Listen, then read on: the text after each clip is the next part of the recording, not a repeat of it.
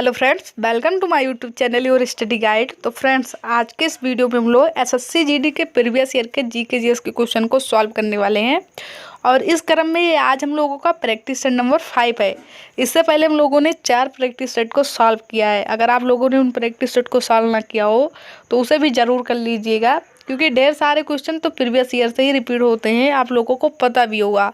इसलिए सारे practice set को ज़रूर सॉल्व करिए। आइए अब हम लोग आज अपना ये प्रैक्टिस सेट नंबर 5 सॉल्व करते हैं। और आप लोगों को बता दें कि इसमें एक सिंगल क्वेश्चन भी हम अपने द्वारा नहीं बनाते हैं। सारे के सारे question previous year SSC GD में ही पूछे गए हैं। तो चलिए पहला क्वेश्चन देखिए। भारत के संविधान का कौन सा अनुच्छेद अस्पृश्यता की अवधारणा को समाप्त करता है और उसके किसी भी रूप में इसके व्यवहार को निषिद्ध करता है? तो आप लोग देख रहे हैं कि इनडायरेक्टली रूप में ये पूछना क्या चाहता है कि अस्पृश्यता के अंत की अवधारणा संविधान के किस अनुच्छेद में दी गई है। तो अनुच्छेद 17 इसका राइट आंसर हो जाएगा, ऑप्शन 4। आप लोगों को पता ही होगा कि समता या समानता के अधिकार का वर्णन भारतीय संविधान के आर्टिकल 14 से 18 के बीच में दिया गया है, और जो कि हम लोगों का एक मौलिक अधिकार है। अब ये सारे आर्टिकल इम्पोर्टेंट हैं, आप लोगों को पता ही होगा कि पूछ लिए जाते हैं। तो हम आप लोगों को ये समता और समानता के अधिकार से रिलेटेड सारे अनुच्छेद बता देते हैं यहाँ पर, क्योंकि आपके एग्जाम में पूछा जा सकता है। देखिए अनुच्छेद 16 में क्या दिया गया है? लोक नियोजन में अवसर की समानता, यानी कि सरकारी नौकरियों में सभी के साथ समान व्यवहार किया जाएगा, अनुच्छेद 16 में है। अनुच्छेद 15 में बात करें तो धर्म, जात, लिंग आदि के आधार पर किसी भी व्यक्ति के साथ किसी भी प्रकार का भेदभाव नहीं किया जाएगा, अनुच्छेद 15 में बताया गया है। अनुच्छेद 14 में क्या कहा गया है? कानून के समक्ष समानता की बात की गई है अनुच्छेद 14 में। एक अनुच्छेद बच गया समता समानता के अधिकार से है, वो है अनुच्छेद 18। अनुच्छेद 18 में उपाधियों का अंत, इसका वर्णन किया गया है। अब हम लोग देखते हैं क्वेश्चन नंबर 2 क्या है हम लोगों का। क्वेश्चन नंबर 2 देखिए। निम्नलिखित में से कौन भारत के स्वतंत्रता आंदोलन के लाल बाल पाल में से एक थे? इस ऑप्शन में से बताना है कि इसमें से तीनों में से कौन है एक। तो देखिए इसमें एक प्रकार से फुल फॉर्म पूछ लिया गया है, यानी कि अगर आप लोगों का इनका फुल नेम पता होगा तभी आप लोग बता पाएंगे। तो लाल से होता है लाला लाजपत राय, बाल से होता है बाल गंगाधर तिलक, जिन्हें लोकमान तिलक भी कहा जाता है, और पाल से होता है बिपिन चंद्र पाल। तो राइट आंसर हो जाएगा लाला लाजपत राय। लाल से लाला लाजपत राय, बाल से बाल गंगाधर तिलक और पाल से बिपिन चंद्र पाल। चलिए क्वेश्चन नंबर 3 देखिए क्या है। क्वेश्चन नंबर 3 क्या है देखिए। केवल डाट वर्ष से अधिक की आयु, केवल डाट वर्ष से अधिक की आयु के भीतर भारतीय नागरिक ही किसी राज्य के राज्यपाल के पद पर नियुक्ति के लिए पात्र होते हैं। तो देखिए यहाँ पर इनडायरेक्टली पूछा जा रहा है कि राज्यपाल बनने के लिए न्यूनतम आयु कितनी होनी चाहिए। तो पता होगा आप लोगों को, प्रेसिडेंट बनना हो या गवर्नर, राष्ट्रपति बनना हो या राज्यपाल बनना हो, उसके लिए न्यूनतम आयु कितनी होती है? 35 ईयर। और वहीं पर यदि प्रधानमंत्री की न्यूनतम आयु पूछ लिया जाए तो कितना होता है? 25 ईयर। कितना? यदि वो लोकसभा के सदस्य हैं तो कितना? 25 ईयर। अगर राज्यसभा के हैं तो 30 ईयर। क्वेश्चन देखिए क्वेश्चन नंबर 4 क्या है। क्वेश्चन नंबर 4 कह रहा है विषम का चयन करिए, और यहाँ पर संकेत दे रहा है कि वस्त्र उद्योग से रिलेट हो। तो कपास उद्योग, रेशम उद्योग और ऊन उद्योग किससे रिलेट करता है? वस्त्र उद्योग से। लेकिन विद्युत उद्योग इससे बिल्कुल अलग है। तो राइट आंसर ऑप्शन 3 हो जाएगा हम लोगों का, विद्युत उद्योग।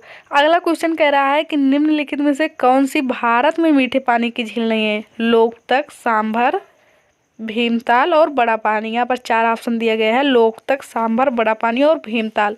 तो राइट आंसर हम लोगों का इसमें क्या है? सांभर मीठे पानी की झील नहीं है भारत की। अब हम लोग क्वेश्चन नंबर 6 देखेंगे। क्वेश्चन क्या है देखिए। क्वेश्चन नंबर 6 है कि निम्नलिखित में से किस उपकरण का उपयोग हवा या गैस की आर्द्रता को मापने के लिए किया जाता है? तो हवा की आर्द्रता जो मापता है उसे कहते हैं आर्द्रता मापी। राइट आंसर क्या है? ऑप्शन 4। क्वेश्चन नंबर 7 हम लोग देखेंगे। क्वेश्चन क्या है 7 देखिए। राजस्थान का प्रसिद्ध पुष्कर मेला एक वर्ष में कितनी बार आयोजित होता है पूछा जा रहा है। तो कई बार ये भी पूछा जाता है पुष्कर मेला किस राज्य का है, तो राजस्थान का है, और ये एक वर्ष में एक बार ही आयोजित होता है। राइट आंसर ऑप्शन 2 है इसका। क्वेश्चन नंबर 8 क्या है देखिए।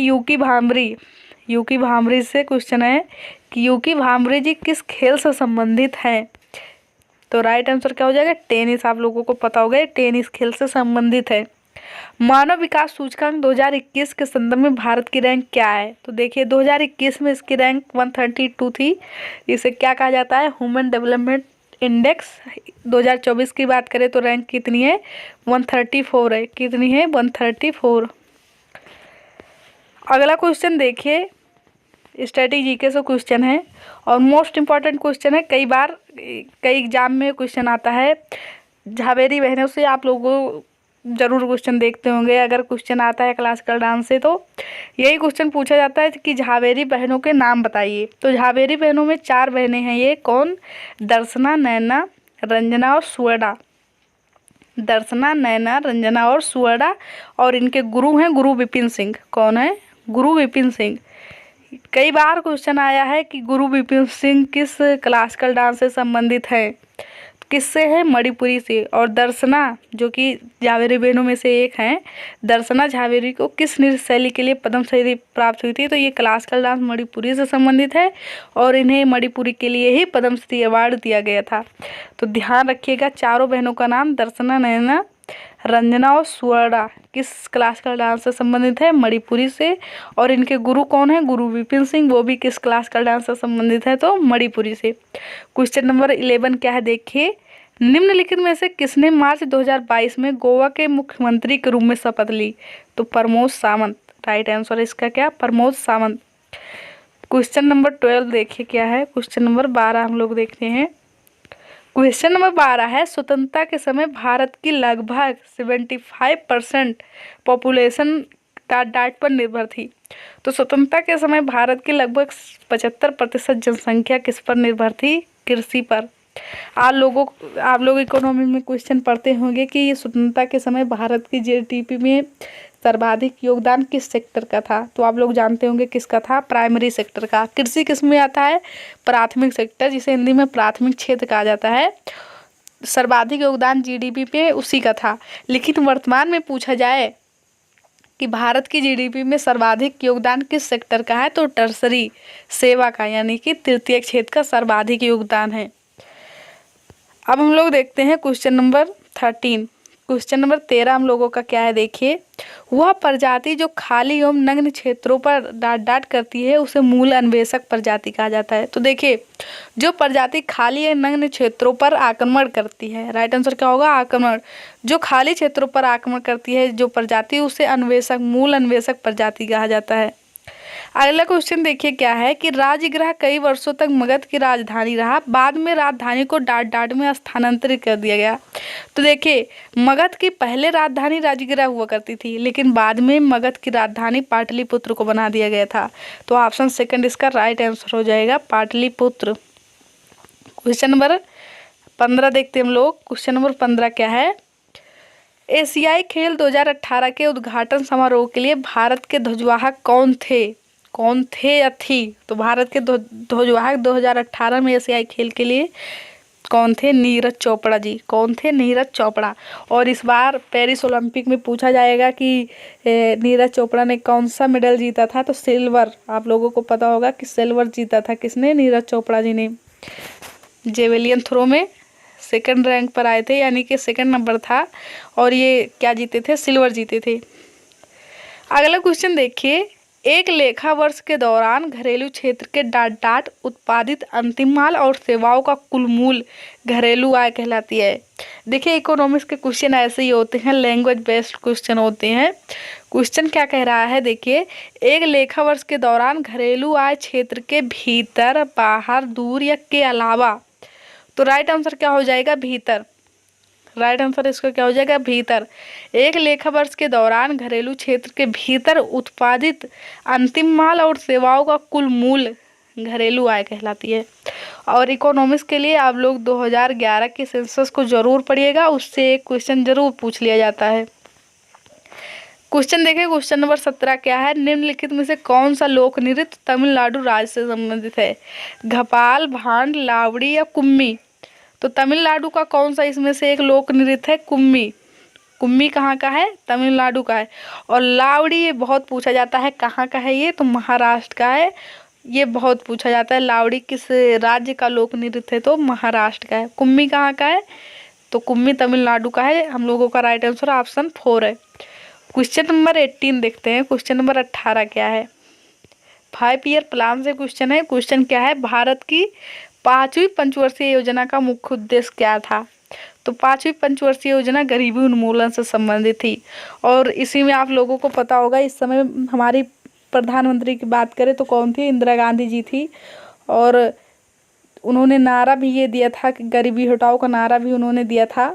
तो गरीबी उन्मूलन 5वीं पंचवर्षीय योजना का मुख्य उद्देश्य था। क्वेश्चन नंबर 19 क्या है? देखिए क्वेश्चन नंबर 19 है हम लोगों का, 24 जून 2022 को इंटेलिजेंस ब्यूरो के निदेशक के रूप में पदभार किसने संभाला? तो 24 जून 2022 को इंटेलिजेंस ब्यूरो के निदेशक के रूप में तपन कुमार डेका जी ने पदभार संभाला। किसने? तपन कुमार डेका। लास्ट क्वेश्चन आज का हम लोगों का क्वेश्चन नंबर 20 है। 20 क्वेश्चन ही आते हैं, आप लोगों को पता होगा। क्वेश्चन क्या है? देखिए अब आप लोग देख रहे हैं कि 3 क्वेश्चन इसमें किससे पूछे गए हैं? संविधान से। केवल 20 क्वेश्चन आते हैं और 3 क्वेश्चन किससे हैं? संविधान से। क्वेश्चन क्या है? देखिए डाट को 2019 में पारित किया गया था और इसके फलस्वरूप भारत के प्रधानमंत्री और अन्य पूर्व मंत्रियों की सुरक्षा प्रतिबंधित कर दी गई थी।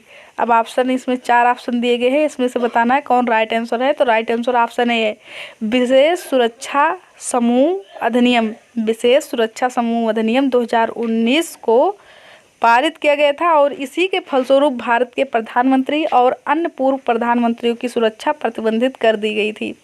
राइट आंसर ऑप्शन ए है इसका। तो आई होप आप लोगों को वीडियो अच्छा लगा होगा और आप लोग इसे यानी कि 20 क्वेश्चन को याद कर लीजिए, क्योंकि कई सारे क्वेश्चन प्रीवियस ईयर से ही रिपीट हो जाते हैं। और यदि वीडियो पसंद आया हो तो वीडियो को लाइक करिए, चैनल को सब्सक्राइब करिए और अपने फ्रेंड्स के पास भी शेयर जरूर कीजिएगा। Thank you for watching this video.